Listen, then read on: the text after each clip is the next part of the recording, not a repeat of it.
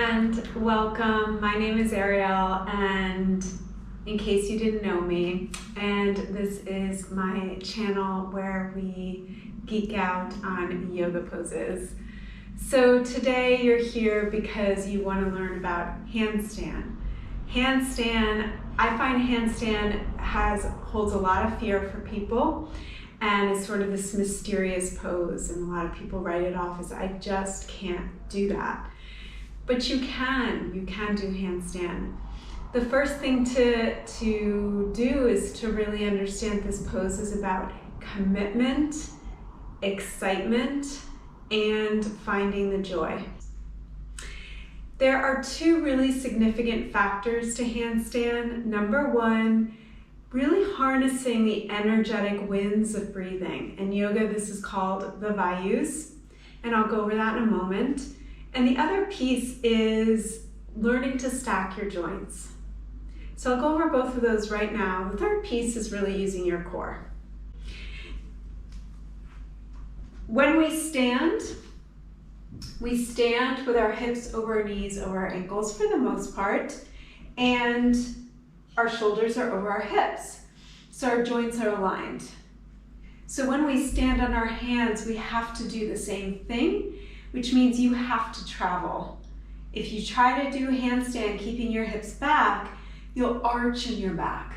And if you arch in your back, your shoulders will come up by your ears and it'll become really unstable. And that's when you feel like you're gonna fall over. So shoulders have to be down the back, joints have to be aligned, and the core has to be working to both lift and minimize the back bend. Now think of a basketball here. When you take a basketball and hit it on the ground, it makes contact with the ground and rebounds, and that rebound lifts it higher. That's what we do in handstand or any inversion. You have to harness the inhale and the exhale. So I'm just going to show you from a profile what happens when I'm breathing. You can see that as I breathe in, my energy moves up and out. And as I breathe out, my energy moves down and in. This pulsation up and out and down and in are the vayus.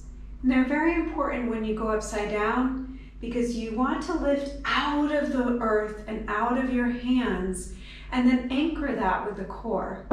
If you find that you're wobbling, harness the next inhale and ride it to the sky, okay? The core is exceptionally important. We can't lift from just pushing up with our arms. We need to really use the core. So one of my favorite tricks is to take a block and lie on your back, hugging the block with your knees, and interlace the fingers behind your head. Take a deep inhale. On the exhale, just practice squeezing the block, lifting the chest and the tailbone. So you feel that real lift from the core. Come back down. Your next step will be to use that core functionally. So coming to a down dog or a shallow down dog, step one foot forward, and then when the other foot comes forward, just hover it. Use that core to lift and come down. And now you can go the other way, stepping one foot forward, and then the other, lift and come down. Keep doing that. Just learning to hover, pull the core up to come down, and hover. Pull the core up to come down. The next step is to practice doing this with little hops. So you come up, bend the knees, and take a little hop towards your hands hovering. And come down. And again, bend the knees, little hop, and come down. And you can even rock onto the fingers, no hop. Pull the core in, hover, and come down. And that'll teach you how to really use the core. So there are two different types of handstand against the wall, an L-shaped handstand and both legs up the wall. In your L-shaped, you never bring both feet off the wall because that would be precarious. So we really use L-shape to get used to how much our hips are going to travel over our shoulders and how much core, okay? In our L-shape, we want to measure the distance of our legs from the wall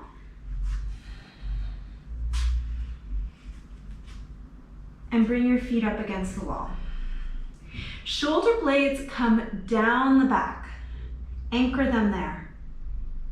And then step one foot up the wall, hip height, and then the other. Press down through the arms. And you can lift a leg, but don't back bend here. Pull the core in, and maybe you bring that leg down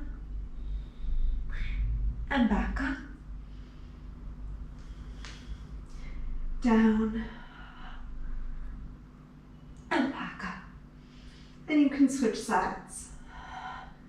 Don't ever bring both feet off the wall there. That's unsteady. Another thing you can do is take a block as you get used to facing the wall. And you can place the block under your foot. You're going to again have the hands with the shoulder blades down the back. And you're going to take little rocks and lifts. Rock and back. And maybe a little rock and lift. And maybe a little rock and lift. You can add a slight bend to the knee. We're not trying to just throw our foot against the wall. The wall is here to catch us. So the object, because the wall is going to be taken away, the object is really just to have the wall there, but you're not reaching for it, okay? When you come down from your handstand, try to reach one heel into the wall and come down slowly. So you're practicing using the core. And really use your breath. Find your breath.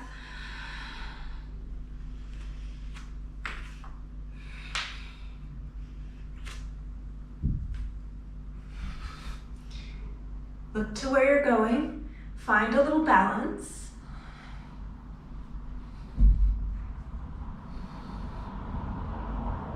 And now press one heel into the wall and come down slowly.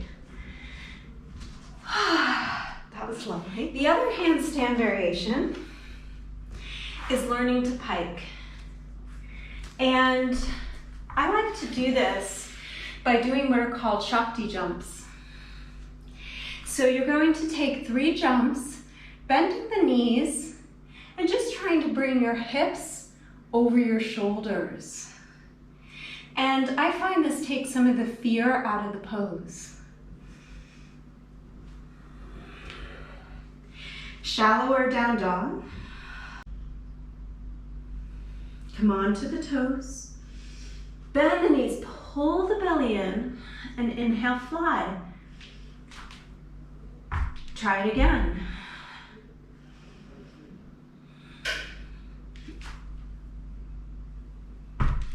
Yeah, until you can maybe balance there.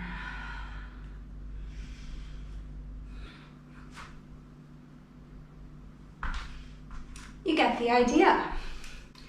Lastly, if you're ready to come to full handstand, you can take the steps we did against the wall. Try to think of finding that same L shape and just holding that for a moment.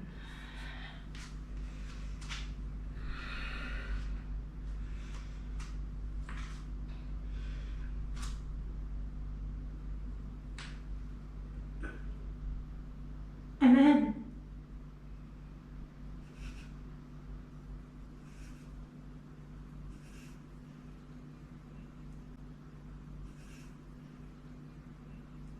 you can come to handstand. Whoop. That's the worst that happens. You just hop out. I hope this was helpful, and share in the comments below any thoughts you have on handstand, any of your personal experience, or something like an Asana Lab that you want me to do, and I will cover it. I hope you have a wonderful day.